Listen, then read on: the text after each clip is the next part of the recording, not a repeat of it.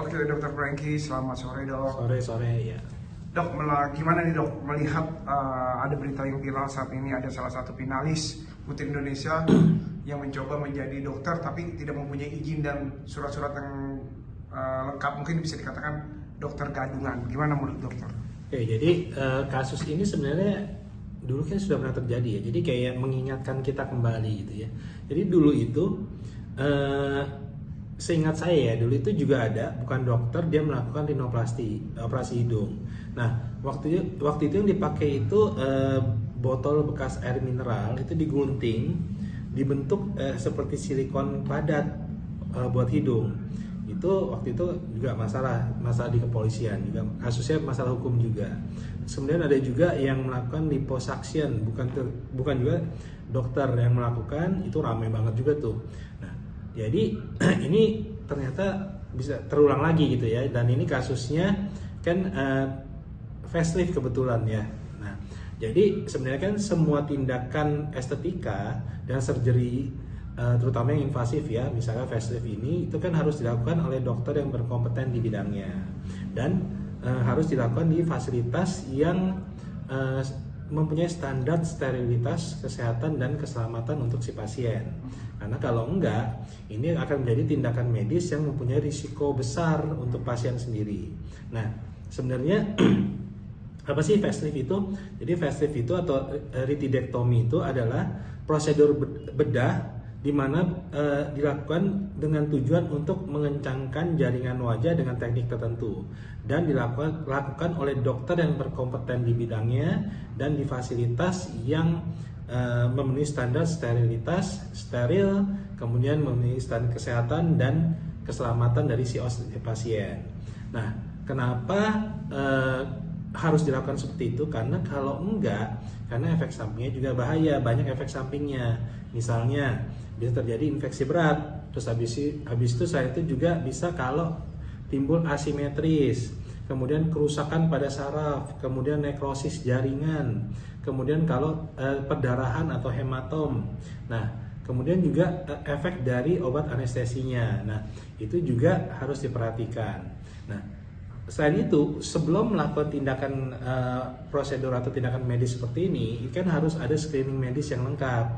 Jadi masih ada misalnya segala pemeriksaan, misalnya laboratorium, darah, foto ronsen, X-ray segala macam untuk memastikan kalau si pasien ini aman dan bisa dilakukan tindakan tersebut.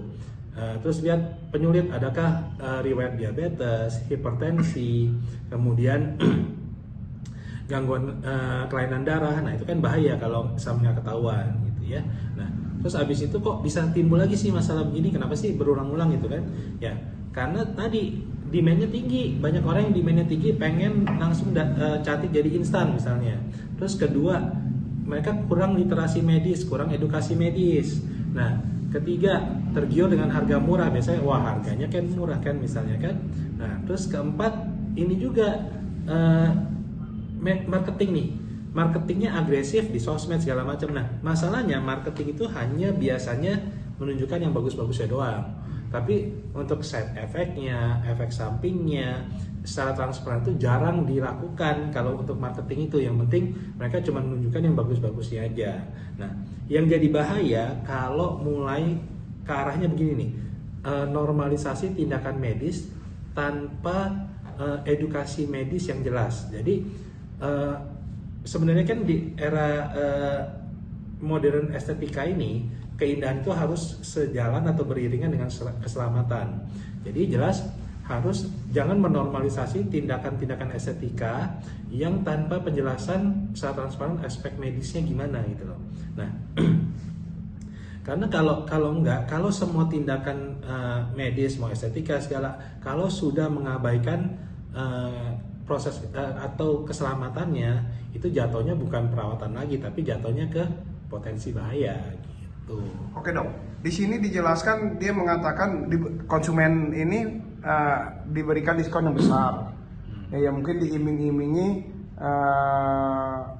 pembedahannya dengan sesuai dengan keinginan dia. Tapi apa yang terjadi di sini malah infeksi yang terjadi. Nah, menurut dokter itu sesuatu hal, dia itu bukan seorang dokter tapi dia melakukan tindakan dokter. Menurut dokter itu gimana?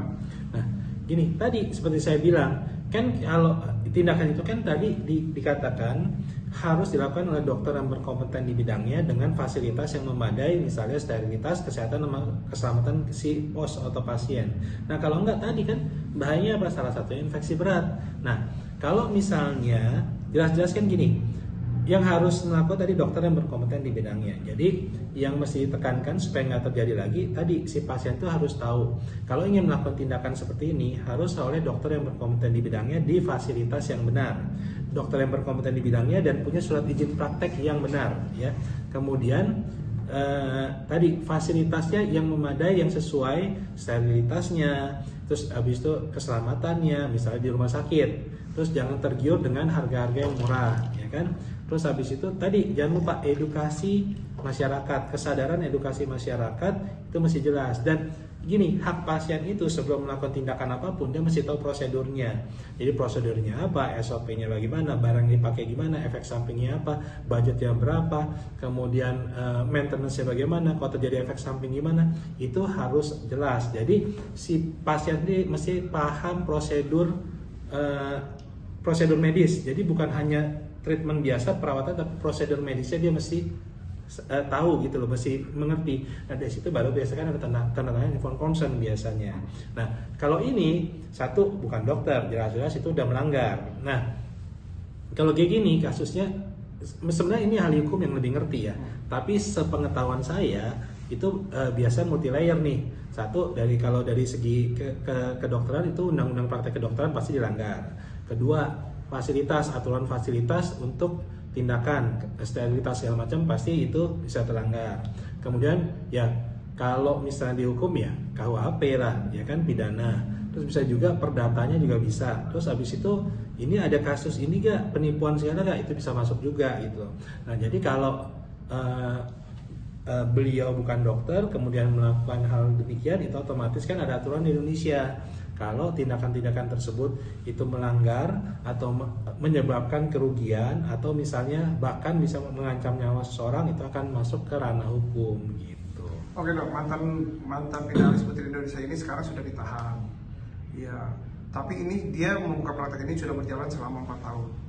Menurut dokter, supaya ini tidak terjadi lagi dan tidak terulang kepada masyarakat yang mungkin bisa dikatakan awam akan estetika kecantikan, itu apa sih dok ya, sebelum ke dokter harus bertanya apa gitu kan? Nah tadi pertama saya bilang solusinya supaya nggak terulang lagi. Tadi kan saya bilang kalau ingin melakukan tindakan-tindakan demikian jelas harus dengan dokter yang berkompeten di bidangnya dan punya surat izin praktek, ya.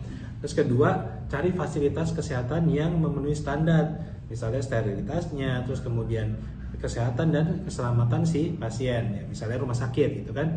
Terus ketiga, jangan tergiur dengan harga-harga murah. Keempat, edukasi. Jadi masih ada kesadaran dan edukasi dari si pasien sendiri. Nah, kemudian itu tadi pasien masih sadar prosedur dari tindakan medis, semuanya masih jelas. Jadi juga bukan hanya treatment. Dan yang ada lagi apa? Kalau bisa konsultasi itu yang proper. Jadi bukan konsultasi cuma via chat atau DM doang gitu loh. Nah, dengan demikian itu akan mengurangi resiko seperti ini. Nah, kenapa ternyata kok ini dia bukan dokter tapi bisa